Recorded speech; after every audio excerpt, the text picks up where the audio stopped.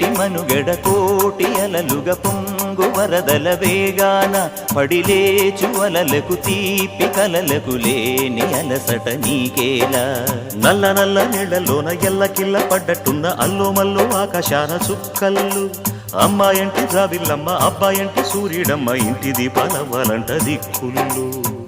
ఎవరికి వారే యమునకు నీరే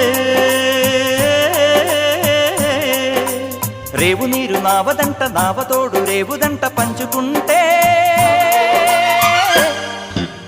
గోరువంక వాలగానే గోపురానికి స్వరాల గణగణ గంటలే మోగనేలా